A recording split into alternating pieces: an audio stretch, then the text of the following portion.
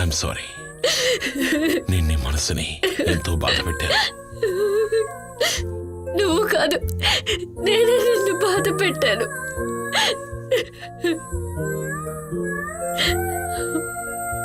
ఇప్పుడు చెప్పు, ఆ రూమ్ నుంచి నువ్వు తిన్నగా వెళ్ళింది మార్చురీకి. ఆ తర్వాత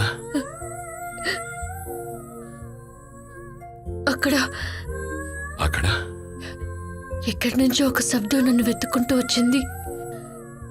నేను భయంతో చూశాను.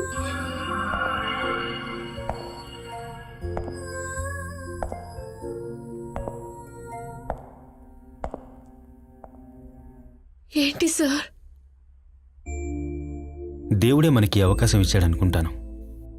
నా మనసులో ఉన్నది నీకు చెప్పాలనుకుంటున్నాను. ఎప్పుడూ నీకు తోడుగా ఉండాలన్న ఆశ, నీ దుఃఖంలో, నీ సుఖంలో, నీ ఎదుగుదల్లో. నువ్వెప్పుడో నాదానివని నేను నిర్ణయించుకున్నాను. దయచేసి నన్ను కాదనకు. నన్ను వదిలి వెళ్ళిపోతే నేను బతకలేను. నిన్ను వెళ్ళొద్దని కూడా నేను చెప్పలేను.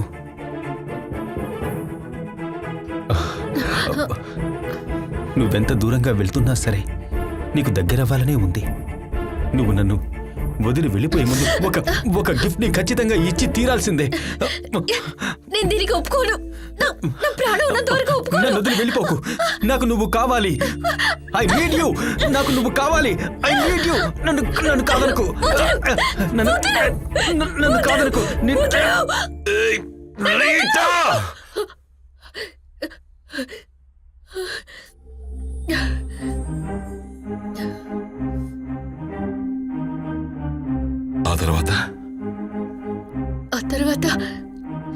ఆ తర్వాత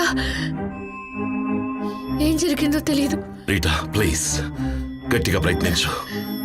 రీటా, కమ్ ఆన్ ప్లీజ్. నిజంగా శ్రీ, నాకేం గుర్తు రావట్లేదు. చివరిసారి నేను కళ్ళు మూస్తున్నప్పుడు నా తలంతా రక్తమయమైంది. నా నుంచి కారిపోయిన నా రక్తం.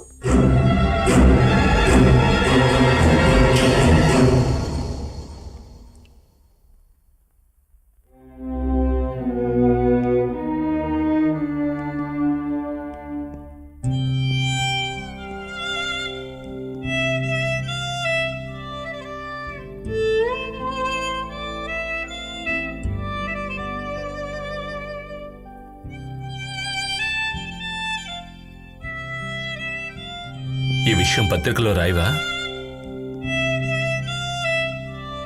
అది నా వల్ల కాదురా. తను చెప్పిందంతా నువ్వు విన్నావు కదా, నువ్వే రాసి పంపించు.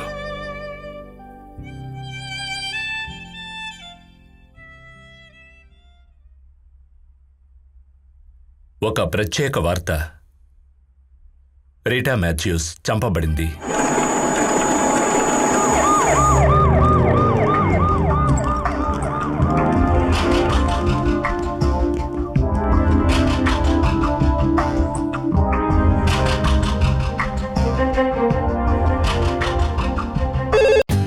For more updates, like, comment, subscribe to our channel.